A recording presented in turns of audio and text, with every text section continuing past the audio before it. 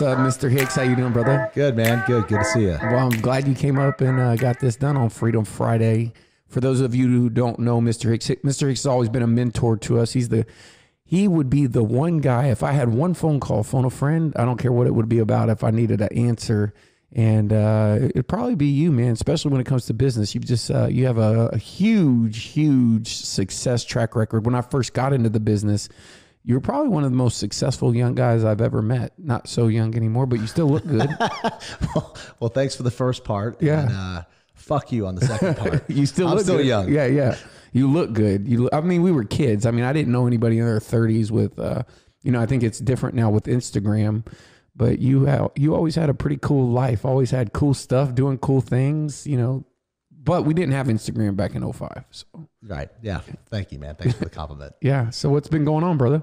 Man, hustling, it's been a crazy year so far. Stacey and I, we just celebrated our 20-year anniversary. So nice. I guess I am old.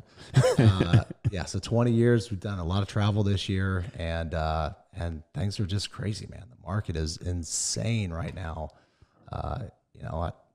I've really gotten a lot of the things off my plate.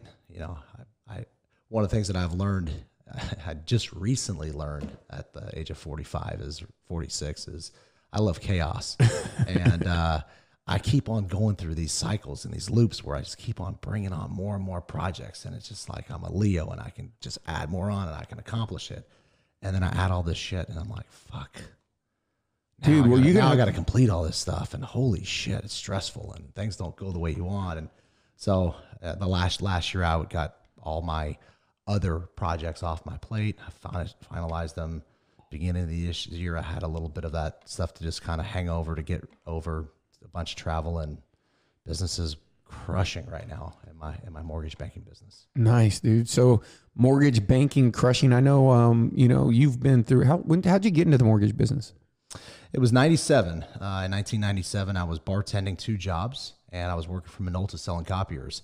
So, to take a step back, when I first moved to Dallas, right, I dropped out of college, didn't know what I was going to do, went to work, waiting tables, got a bartending job. And then one of my buddies was selling roofs. And so I started selling roofs. And next thing you know, a couple of months later, I opened my own roofing company because I realized that I was getting 35% of the revenue and all he was just a middleman. So there was no reason for me to give up 65% more of that revenue. So started my mortgage, or my roofing company. And, I'm like 22 years old. And I'm making like 30, 40 grand a month. Damn. And that's back in 94 when that's a lot of money now, but back then it was a lot of money. And, there's a saying, a fool and their money will soon part. And that was me, man. I was going out, buying Dom Perignon at 22 and just being fucking stupid. Up in the candle room. Yeah. This is even pre-candle room. Oh, you was at the Lizard Lounge. Iguana Mirage. There you go. So I got complacent, and one morning I woke up and I had enough money to pay my rent, and I'd always been a saver. And, that was my epiphany, that moment of waking up, knowing that I had no jobs, no income, nothing.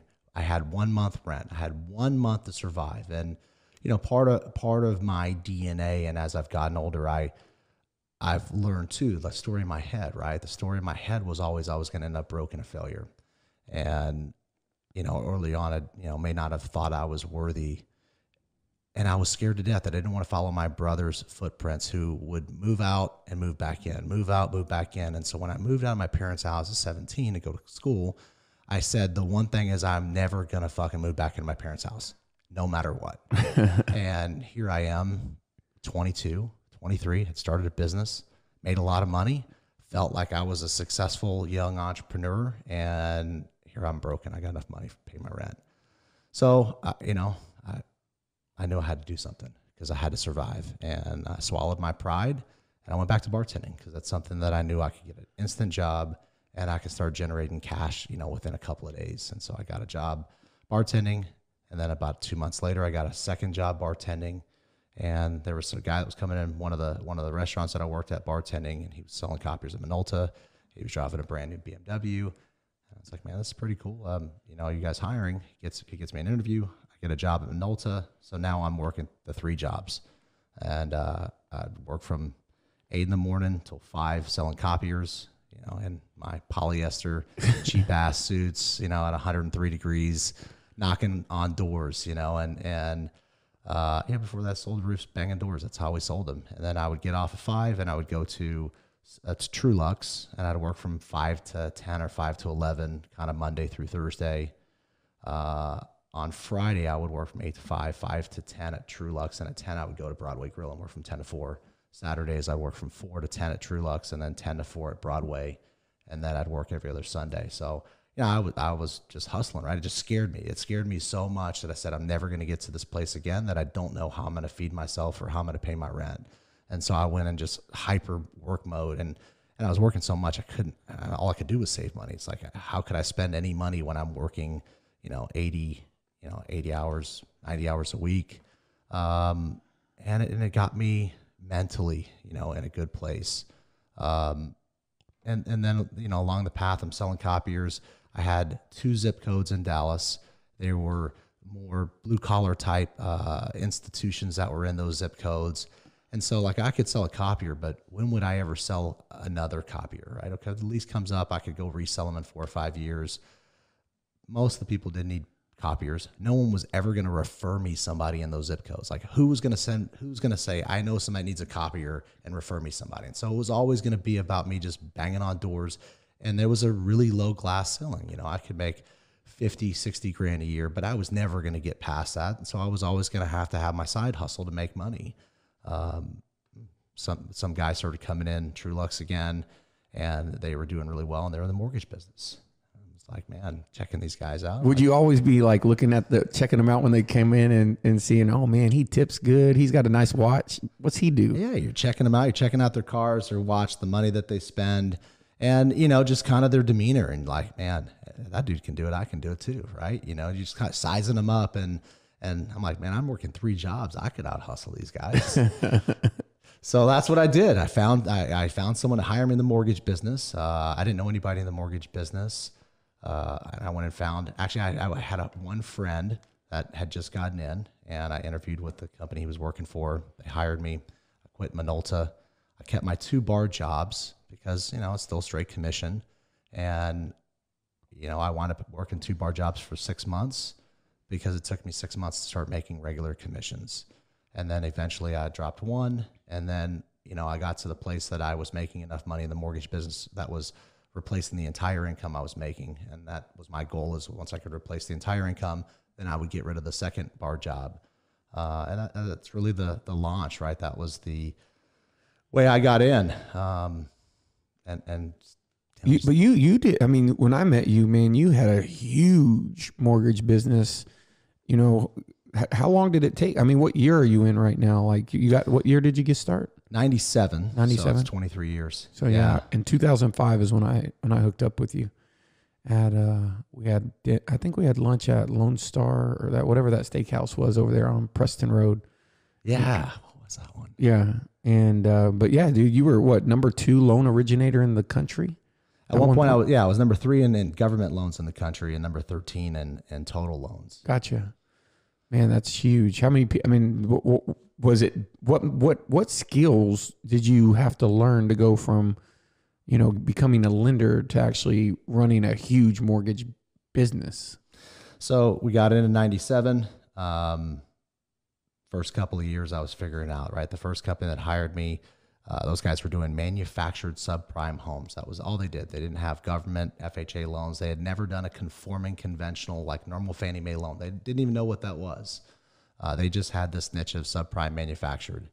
And, I was out there banging on doors, getting manufactured homes financed. And one day I walked in and, they're committing loan fraud. What do you mean? What do you mean banging on doors? I was going out to dealerships that sold manufactured homes. And so I would just go after all these different dealerships that were selling manufactured homes and try to help them finance manufactured homes that were falling out of their traditional financing. I think that's probably one of your secret powers. You always go top down. Well, my dad always said, kill the queen and the nest dies with it. Yeah. And so if you find someone that is a decision maker, right? Someone that actually has the ability to drive more business. It takes just as much time to go after someone new that has no sphere, or going after someone that has sphere of influence. So that's always been an instinct of mine that was kind of ingrained early on, is, try to find people that can drive massive amounts of volume. Yeah, man. So when you, because I remember back in the day, you were like doing all the Pulte out like all across the country. I mean, you were doing pretty big loans out in California, right? Yeah. So we grew it. I left that one company because they were committing loan fraud, and I knew I didn't look good in stripes. I go home that day, and back then there was this thing that's pretty antiquated. It's called a phone book. And I was going up to my apartment complex to go to get my mail, and there was the phone books that had been dropped off. And I look right on the top, and at the time, like, the best advertising used to be the first page. Well, this year they did a thing called a tip-on, which is taking a postcard and sticking it to the top of the phone book. And right on top was Jay Novacek, Dallas Cowboy, and it was about a mortgage company. So I'm jobless. Call them the next day, get an interview, go in and get a job. They're generating leads, right, because of the phone book advertisement. And, over about a year period of time, I started building business there. I learned the other pieces of the business, and I get married in 2000. Stacy and I were making, decent money. We had a plan to be the first millionaires in our family. Old school compounding interest, investing $3,000 a month, compounding interest, in 30 years, right? We would be millionaires. And that was our path. Every month we were putting the money down. And someone gave me the first book that I ever read outside of school, and that was Richest Man in Babylon. And I read that book, and that book changed my view. And it talked about investing in yourself, pay yourself first, the first 10% to pay yourself, and invest in yourself and invest in others. And I was like, man, here I am. We just went through 99 when the stock market crashed, right? All the tech bubble back then. My brokerage account got cut in half. I'm like, why don't I invest $3,000 in myself? And so we made that leap of faith, and I invested that $3,000 in myself. I hired my first assistant. A bit of serendipity happened. One day he was reading some periodical, and there was somebody advertising in one of the mortgage periodicals about doing marketing mailers, and he sold his system for $199. And so, okay, I'll take this. I'll spend $199 and I'll get this system. Let me read it.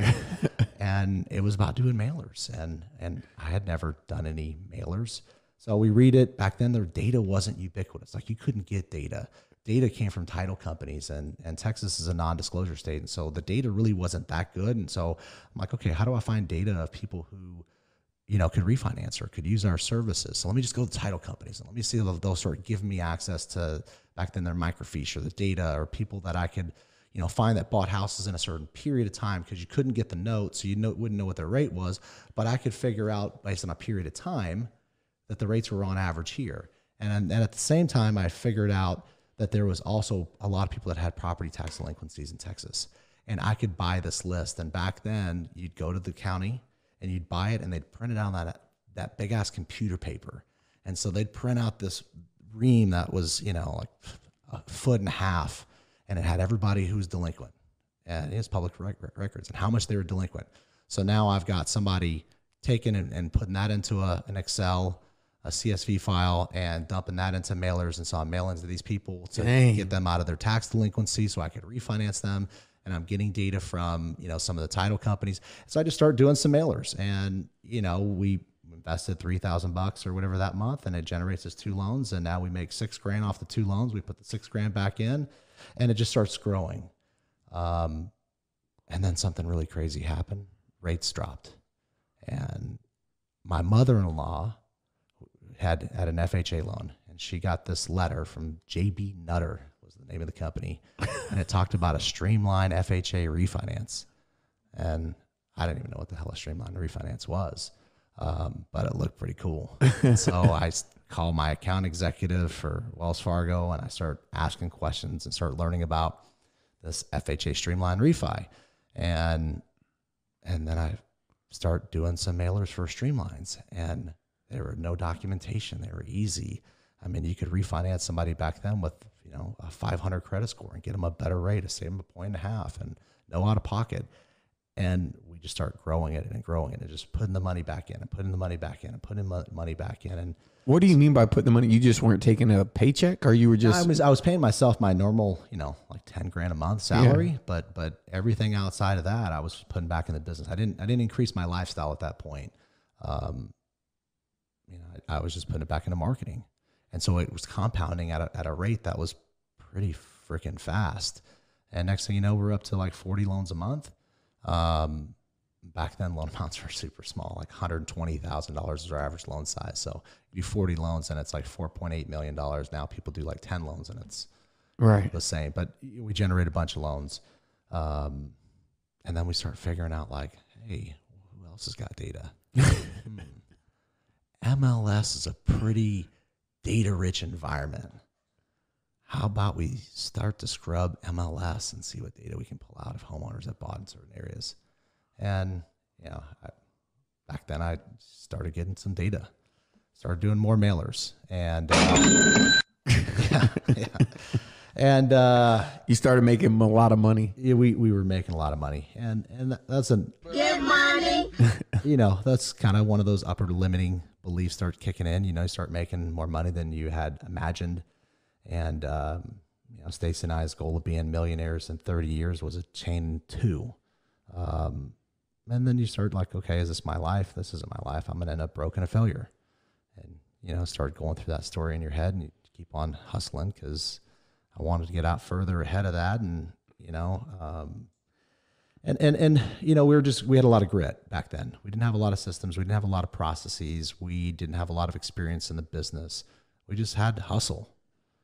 And then I started reading some other books, and I met a guy, Nick Flores, who I'm actually in business with now with Cardinal, and that guy changed my life.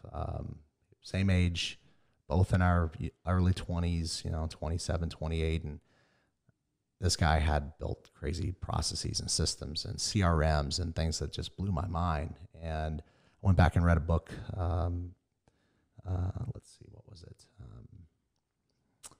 E-Myth? The E-Myth Revisited. Yeah. That's it.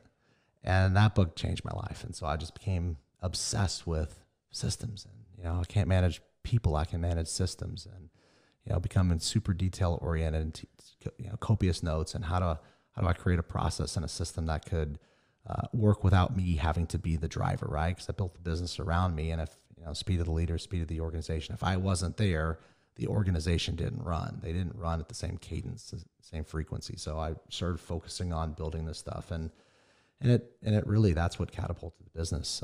Within a year and a half, we went from 40 loans a month to 140 loans a month. Man, and you know, and we parlayed that into, when rates changed, into hiring a bunch of business development people to go out there and spread the gospel about what we had created and go after real estate agents. And so I was leveraging other people's efforts to set up appointments for me and allow me to go in and try to solidify the relationships. And we were getting builder turn down business.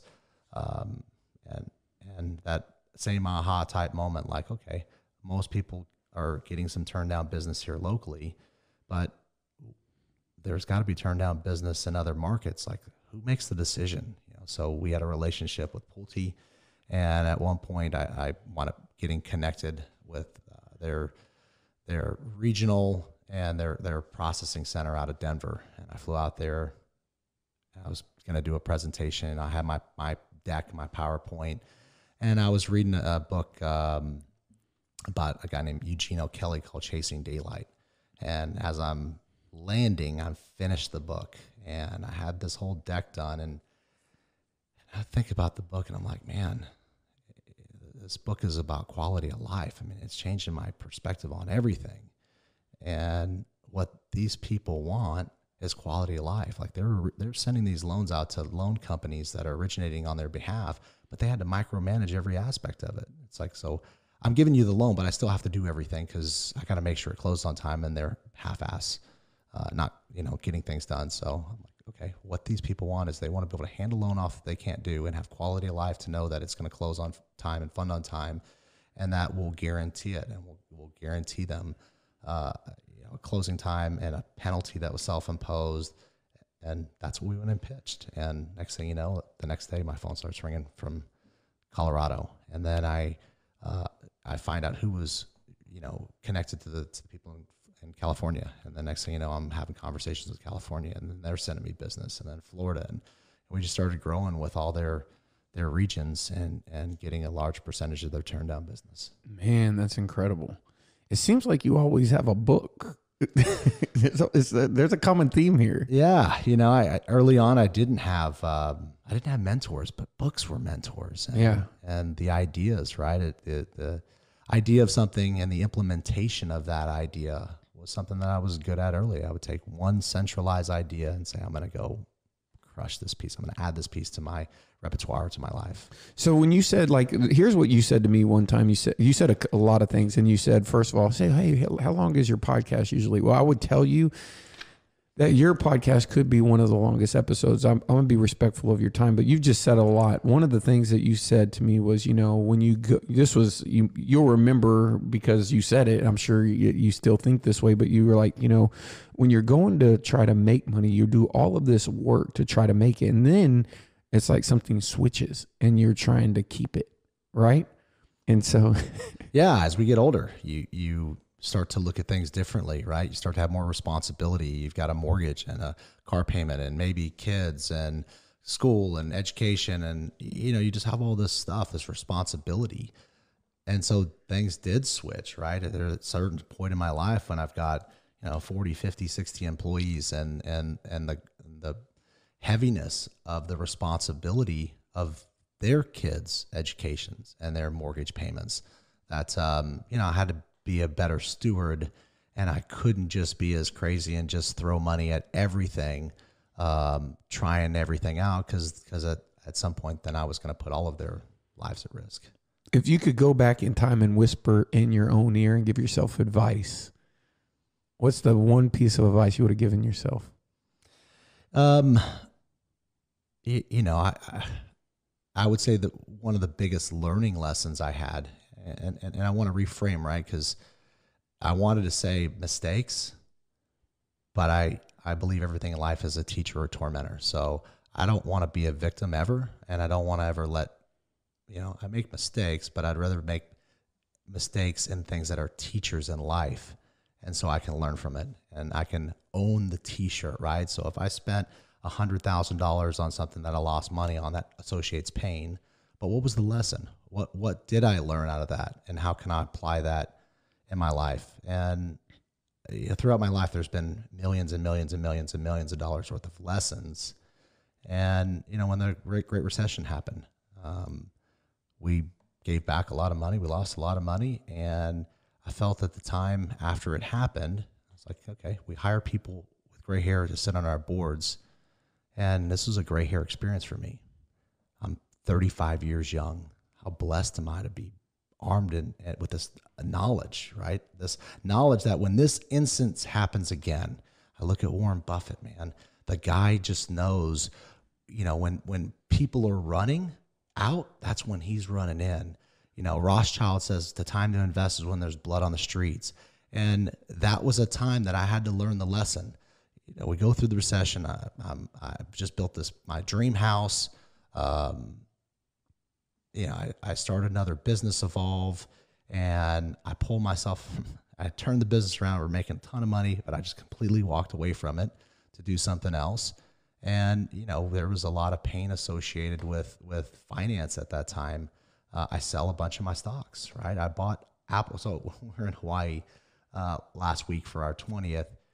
I was with my financial advisor, and I'm like, man, I wish I would have kept Apple and Google during that period of time. I wish I would have known better and had followed Buffett and been investing my cash more into the market. I bought 100,000 of Apple and Google both back in 2004, 2005. And, 2 weeks ago, that was worth $4.9 million. Well, I sold it at a profit back then, but had I had the experience of knowing that everything was on sale, I would have been buying more. Right. And instead of being concerned, because I'm a long-term investor, right? I'm 35 today. I'm 46. I'm still a long-term investor. And so like today, I bought more Apple. Yesterday, I bought more Apple. I'm looking at this environment going on right now, and it's unfortunate, but I'm thinking, man, I've been prepping for this for 10 years. I've been putting cash aside. I've been waiting, and the market may continue. We may lose another 30%. And if so, I'm going to keep on just buying as it keeps on sliding because I'm long-term in it. And so, I could go back and tell myself a lot of things. I would have never left the mortgage business to go do Evolve only and walked away from that income. I didn't have to burn down this one business to start another one. I could have promoted and taken my generals there and promoted them to help maybe run the business where I went and did something else, but I didn't have to walk away from it. Right. And that's probably the thing that I would change. Yeah. And and the truth is that, that was it wasn't like you were walking away from a business. It's really an industry. It was an industry. Yeah. Because there was a lot of uncertainty there, and there was. Everything was changing. All the regulations were coming in. Dodd-Frank. It was a very scary time, and I knew that we'd done so good on the marketing side that I was afraid that was going to forever be gone because of regulation. And it got tight, and it's a different world now, but there's still opportunity, and it is still ubiquitous. And that teacher, right? So now I look at when I got back in the mortgage business, I felt like, okay, when I got out, I realized I loved it. And it was kind of the saying, you love someone and you lose them if they come back, you've always had them. And that was my feeling with the mortgage business. I left it, and then I realized how much I loved it. And that's so awesome. I came back in with a whole nother level of passion. And I've been building this direct sales business, and I learned so much through this direct sales business that I'm like, man, if I can apply these things to the mortgage space, what would it do? How could I revolutionize and do things differently? I've got a complete whiteboard. I don't have anything that I've built in the mortgage business right now that I have to unravel. I don't have to undo anything. I can just build it fresh. And that's what we went after is applying the lessons of life and the lessons of the things that we had learned, and to build it different fashion. Tell me about the direct sales business. What'd you learn building that thing? Yeah, direct sales is so much of it's personal development. You're selling products, but you're wrapped up in personal development. You're really helping people, and helping people that may have a part-time, blue collar. They may be a blue collar worker, or they could be a school teacher. People that have never been an entrepreneur. And our jobs is to create enough belief and enough inspiration in themselves where they're inspired, or they have enough belief that they take action, and a little bit of action. And then they get a little bit of reward, and they get a little reward. They take a little more action. They take a little more action, get a little more reward. And so you start building people, and you start inspiring them and pouring into them. And then next thing you know, it was like me in the mortgage business. I came in, I didn't know anything. And then all of a sudden I started getting a little taste for success, and I started digging in and learning and started reading. And then it started just becoming self-fulfilling and perpetuating. That's what I loved about the direct sales space is, we could take people and build an environment that helped to get people to that next level. And who knows what they'll end up being? Who knows where that path will go when their souls get set on fire, what direction. And we have amazing products. I've changed many people's lives from a health perspective. And we created a line of products that have really, really helped a lot of people. And then along the way, we changed our business to also be a social business. Like Tom Shoes, where we did a buy one, give one for every product we sold. We would donate to malnourished children. And now we're 24 million children served over the last 5 years. And that's incredible. So I've learned a lot. I've learned a lot about giving back. Learned a lot more about listening to people, learned about building a culture and a community, and how to try to build a tribe. Yeah. Do you feel like a lot of that stuff that you learned in that season, now when you came back with a vengeance to the mortgage company, you were able to apply from the lessons you learned, build and evolve? Without a doubt. I came back in not from the bottom. I came back in at a level like it was. I didn't even feel like it was fair for me competing with my competition. Y'all have no fucking idea. It's like the Matrix. Yeah. That's how I felt like when I came back in. Like you almost like a UFC fighter, you know, fighting someone with one trait, like only knows boxing. But you're like, man, I know jiu-jitsu, judo, boxing.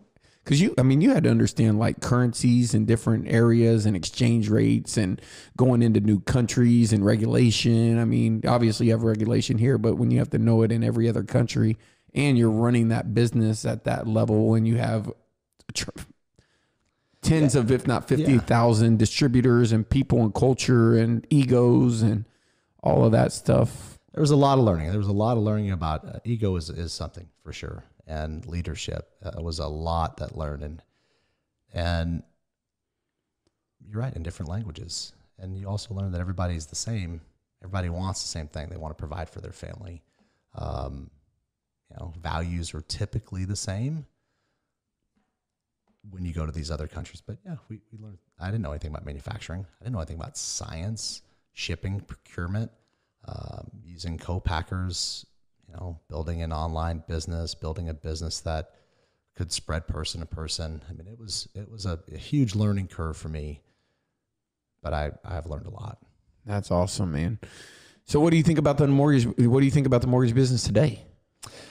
Right now, it's on fire. It's insane. In 23 years, in history, this is the lowest place it's been. Today, the 10-year Treasury bond is at the lowest point in history. Mortgage rates today are the lowest in history. I mean, 23 years that I've been doing, it's the lowest, but this is the lowest. This is the pinnacle. And so opportunity is ubiquitous. I mean, people are buying houses. People are refinancing. People that refinanced a year ago and had bought a year ago, refinanced a year ago, and now they're refinancing again now because they're just so low. And we figured out how to do these loans to not increase people's cost and to do them where we're not adding money into their principal balance. And so we've become far more sophisticated on how to structure a mortgage that is highly beneficial, where there's not a long-term payback, right? And the old way I'd do it, we roll $7,000 or $8,000 into their mortgage, and there'd probably be a 36-month payback. Now I'm looking to collapse that, and so I'd rather take somebody and maybe I give them a rate that's an eighth or a quarter higher than what the lowest point that I can give them, but I do the loan for free. And then there's zero payback, right? It doesn't take, if they stay in the house for 4 months, they're in the money. If they stay in the house for 4 years, they've saved a ton.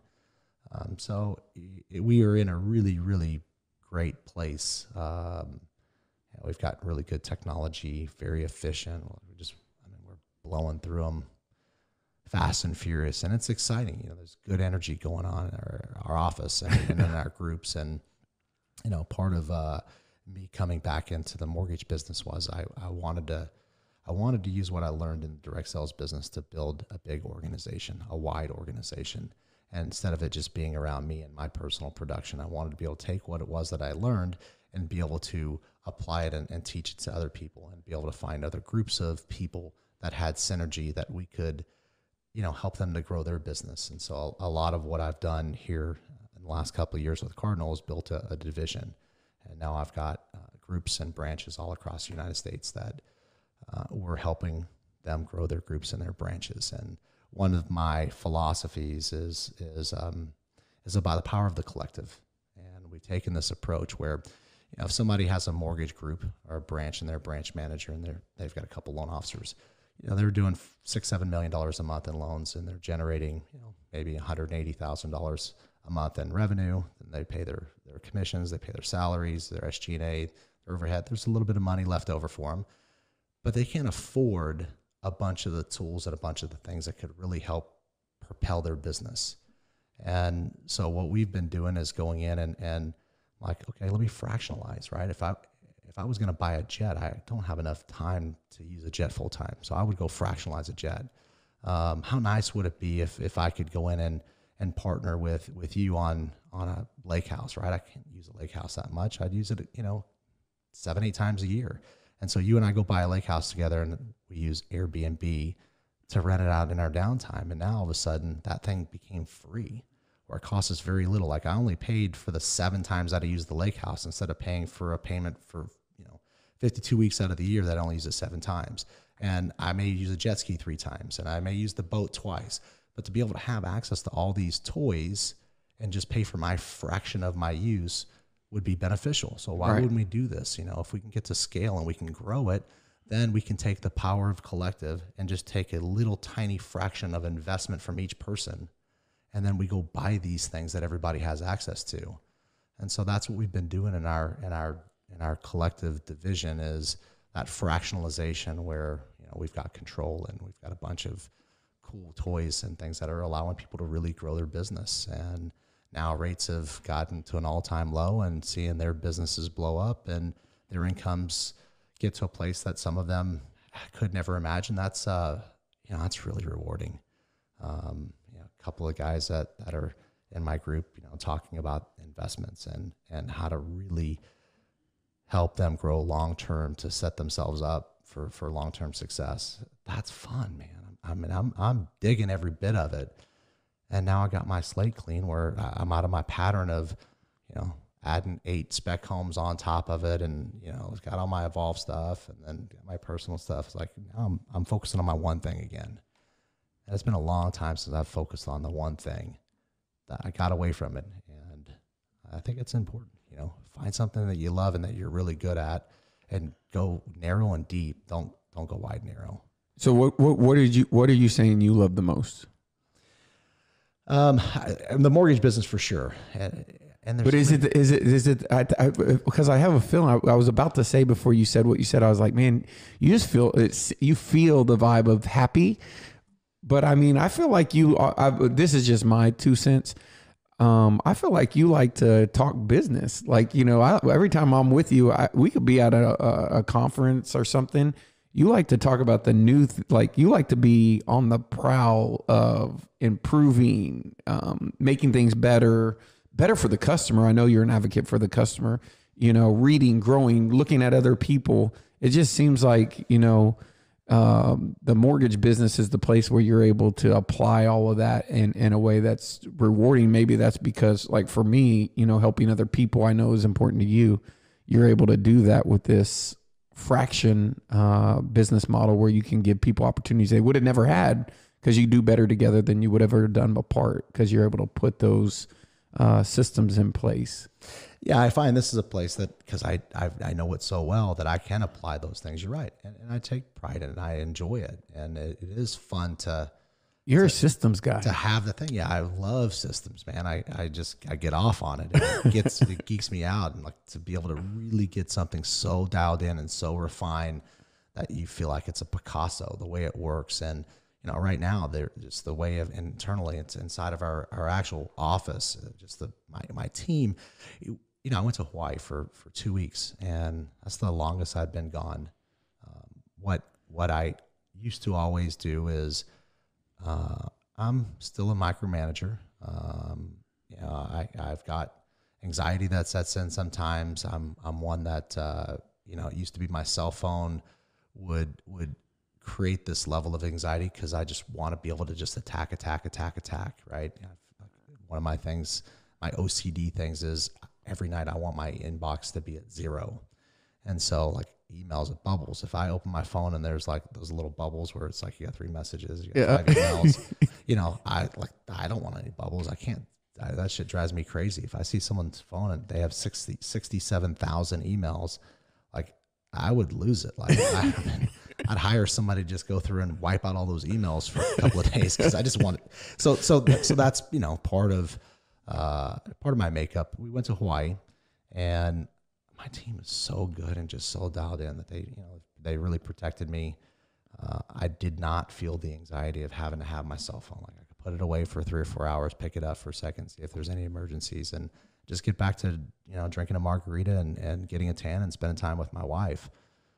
So that's, you know, that's again, part of my process, part of my journey, part of my learning, part of me trying to find the things about myself that I need to improve, right? What are those limiting beliefs? What are those upper limits? What are those loops? You know, like chaos. You know, my coach helped me with that and helped me identify that was part of my pattern. And, you know, forever, I wasn't good at going to work out because I felt like, man, if I'm working out in the morning, then I'm not going to the office early enough.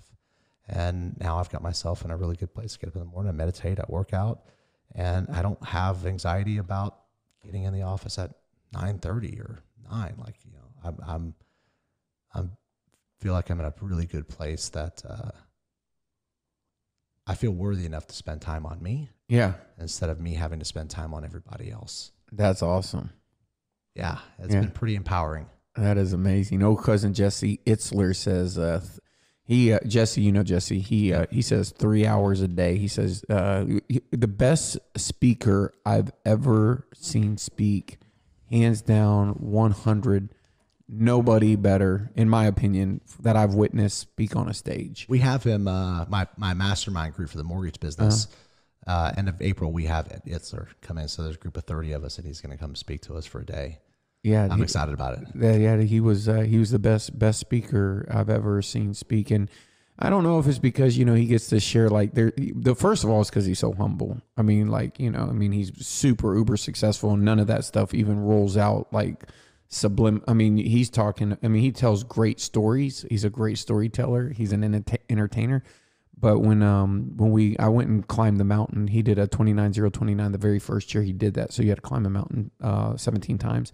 He was there, and it was like the minute I met him, I was there for 3 days, and he would see me and he'd call me by my name. He would talk to me, you know, he'd be on the gondola. Hey, Mike, you know, I was like, hey, what's up, Jesse? You know, I guess that's where we're at. You know what I mean? There's only 300 people, but he just made you, I told Woods, I said, he made you feel like you were the only person there, like you had come with him personally, Wow. Right? No matter what. And I think there's something to, when you can make somebody feel that way, welcome, and that, you know, like they're just that present and it's, you just don't feel that, you know, normally. Normally you're talking to someone and you're like, you know, they're on their phone or they're texting. Most people don't make you feel in that 3-minute collision for that 3 minutes, like they were just totally present and listened. And he had an amazing way of doing that. And I just remember thinking, like, man, how could I learn from him to make people feel the way that he made me feel? Because it'd be like feeling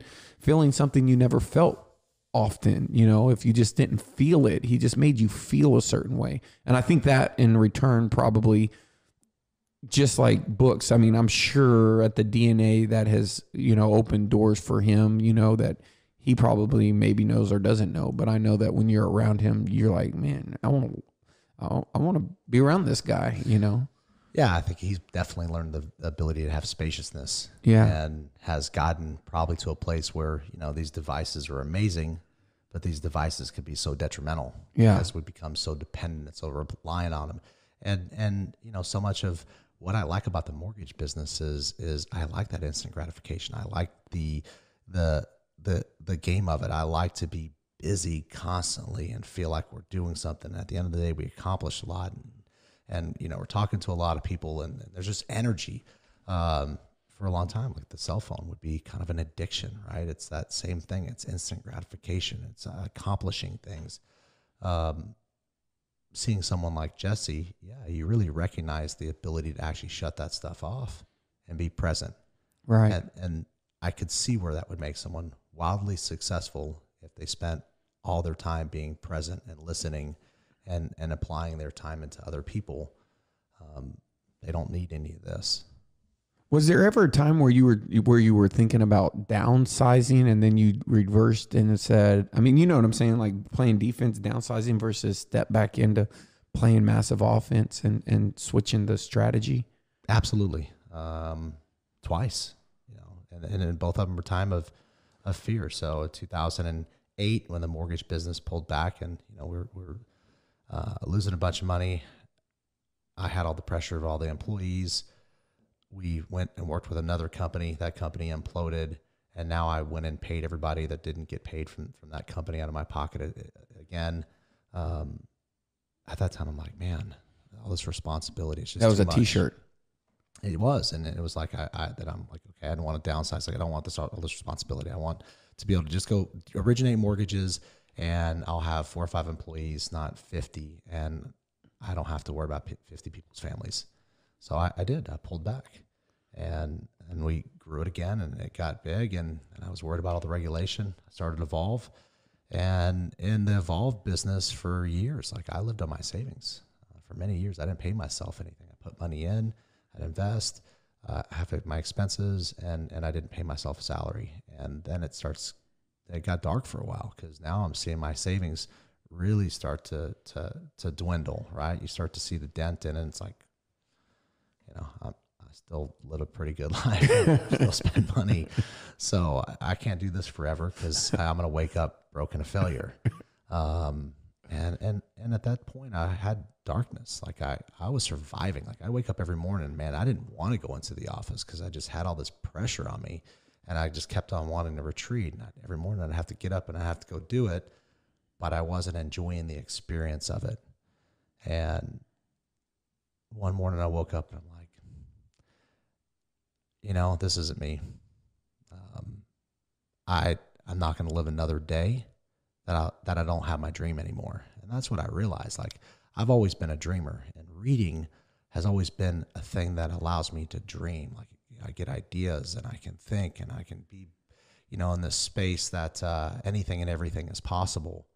And in that darkness, when I was living in so much fear of failure, I was worried about what other people were going to think if I failed. Right? That was a story in my head. Like, man, shit, I was a fairly wealthy guy, and then if I went bankrupt, like, what would that be like? If my company went bankrupt, how many people am I going to disappoint?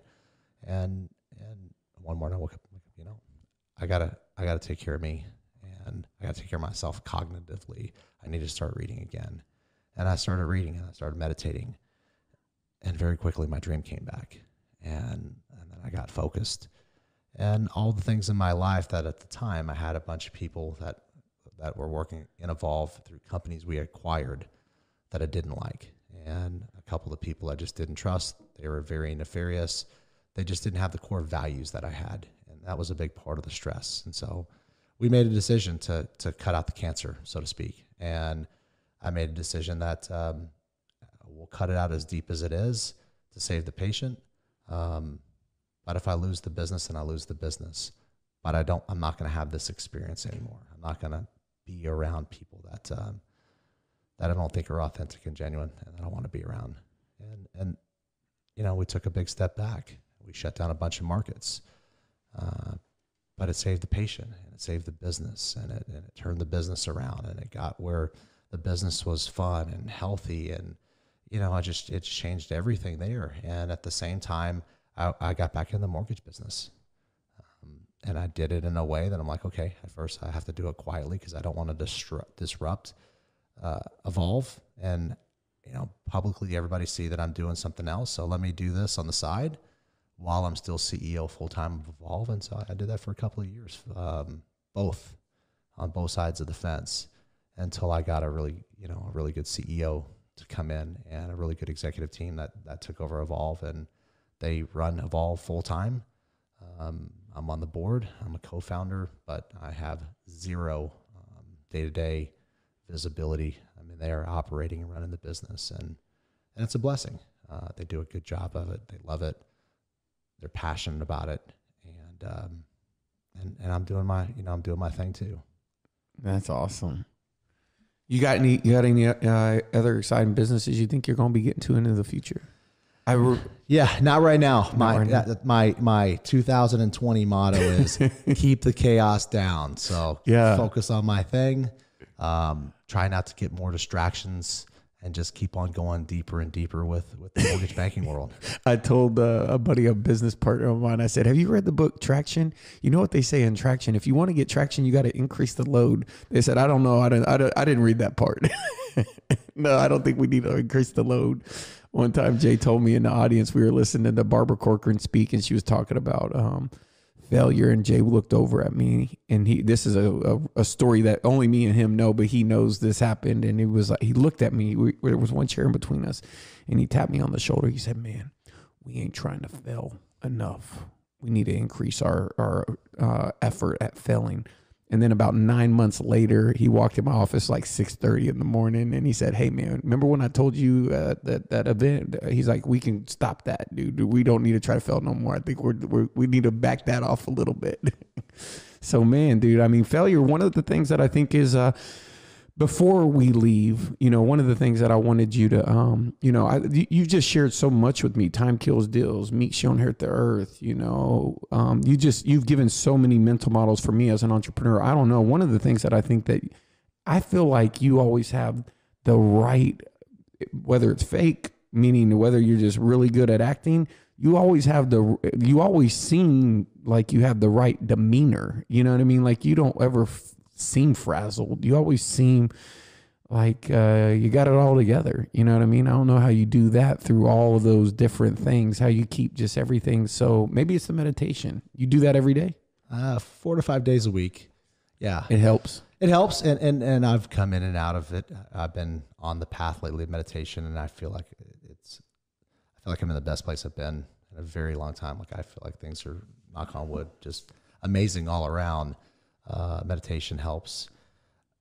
I don't know. I think it's a skill set that I learned early on, right? That to freak out about something doesn't help it, right? So to just try to get your nervous system down. If something's going on, just listen and try to solve the problem, right? Just work through it, and you'll work through it. Like at the end of the day, things will be all right. The house could be on fire for me, and I'll figure out where the escape route was, make sure, if there were kids in the house, we got them out. And I mean, that's just the way my mind works is, don't panic and take action. Heck yeah, man. Any good last books? You didn't get to pitch out any books you're reading right now? I'm reading a book right now that is about the guy that started Blackstone.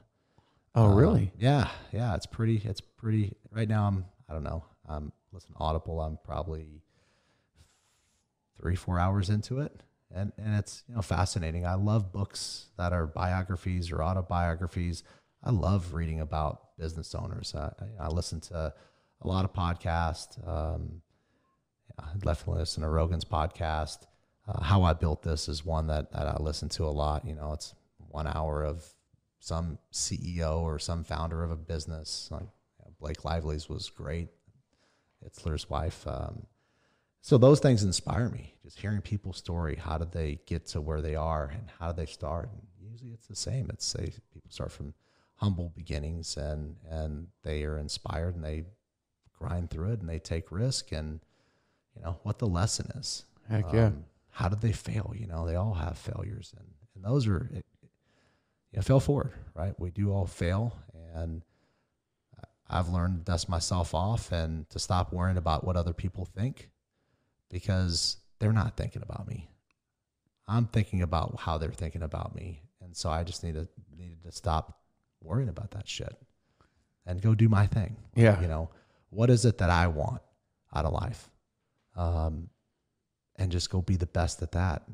Stacy and I, along our path, right? I mean, we don't have kids. Been married 20 years, and we wanted to have kids. For a long time, we got shamed. Like, you're married 10 years, and people are like, oh, how many kids do you have? We don't have any kids. Oh. And, okay, so we were trying to have kids. Now you're trying to make us feel bad or shame us because we don't have kids, and we've been married. And so over a long period of time, like, we kept on trying. We tried, surrogacy even. I mean, we did everything, adoption. And eventually, once we realized that wasn't our path, then we got to a place of harmony about it, and a place of like, hey, we're going to go do our best life. And if it wasn't going to be with kids, then that's all right, man. We're just going to go do us, because everybody gets to do them and their life. And if that was their path, then awesome. How do I just go be the best me, be the best husband? Yeah, that's been my focus, and it's helped me a ton over the last couple of years, being focused in on that. The main thing, man, is I think that you've given a lot back. For me, you've been a good mentor. Jay Abraham always says, how do you know greatness if you've never seen what it looked like? When I shut my eyes and I think about people that have built or done something, and I think this is a lot of my friends too. I think that you're one of those people I see when I imagine that have done great things as an entrepreneur, always caring about people, always giving back, always caring about the consumer, operating at the highest level of integrity, knowing that, if always going to give someone the straight answer, and not only a good friend, just a good person to get to know. How do people find you or follow you online if they want to you know. Yeah, I mean, our website, BrentHicks.com, is my mortgage site. Obviously, I'm on Facebook and Instagram. But yeah, BrentHicks.com. Yeah. Brent Hicks. Check us out. And you're Brent Hicks on Instagram? Brent Hicks, I think, like with a couple of ones. There you go. Or B Hicks with a couple of ones, maybe. B Hicks, check him out, man. He's a good guy to be following. He's a lot of wisdom. We're going to have him back on the podcast. I appreciate you coming on here today, brother. Any final words? This has been fun. I appreciate you inviting me. And back to you, Michael. You've always been amazing. Your energy, your excitement, bro. Your enthusiasm. You're just one of those people that always has energy about him. And you walk into the room, you know, you can feel it in your excitement level, you know. So it's always been enjoyable to spend time with you. And I've learned as much from you as you've learned from me. And you're always dropping books and dropping things that you've learned back. That's part of your DNA, man. You're definitely a giver. I mean, you created this podcast. I think it's amazing to be dropping knowledge and the intention behind what you're doing here. So I'm honored to be here with you. Thank you, brother. I appreciate it, man. Phone a friend if you need anything. I guarantee you, if you have a question, if you need to solve a problem, Mr. Hicks is one of the best people to know. Get to know him. Go follow him online. And that's all we got.